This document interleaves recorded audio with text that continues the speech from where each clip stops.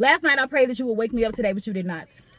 My life stopped abruptly by a cop and intruder, breaking and entering my residence, searching for evidence that was never retrieved. And while I was resting in peace, pieces of hot lead was resting in me, prepping me for a rest in peace tea, which is a recipe of black lives that do not match up my prayers. We're met with layers of bullets, 6 trigger fingers that pulled too quick but right on time in their eyes, and I wonder if they emptied full clips or if they left a few. 28 shots flew, 8 went through me. I'm guessing they left a few, and who was left to answer the door if there was no knock?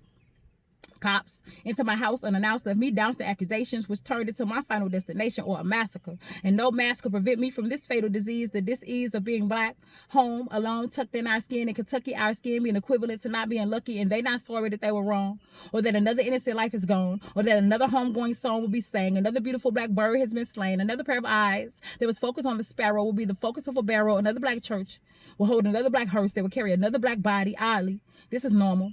No more ways to say this without saying her name, Breonna Taylor. Breonna Taylor. Breonna Taylor.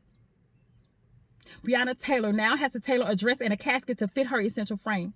Breonna Taylor, an EMT left empty with no ability to resuscitate her own life or check her own vital sign. Breonna Taylor, a frontline worker working to avoid COVID-19, only to be left with no breath to breathe still. Breonna Taylor will never reach 30 but was done dirty. Breonna Taylor will never give birth but experience labor pains. Breonna Taylor, another civil court case that will be paid and replayed but will not replace her namesake, and that's the only way they will ever pay reparations. Breonna Taylor will never walk down the aisle in a wedding gown, although Mr. Walker will walk her down the aisle through a crowd into an altar. And maybe I need to alter my nightly prayers and pray they would not become preface to my last breath.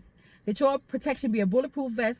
That my rest doesn't be met with a front page story. That the execution of a warrant doesn't warrant the execution of my life. That my black pride doesn't rise to the heavenly skies while I'm in La La Land. That my demise don't be a miscommunication. That the middle of the night be reserved for snacks and not snakes. That everything happening for a reason don't be reason for another acquittal. That coincidental be a bald-faced fucking lie. And I pray that when I pray that you will hear me.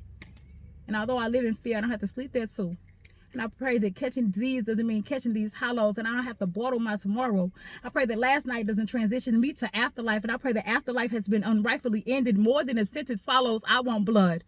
And I pray that my house do not become home to another poem. And I pray that after the media is gone, we will all remember Breonna Taylor. Please, just keep saying her name.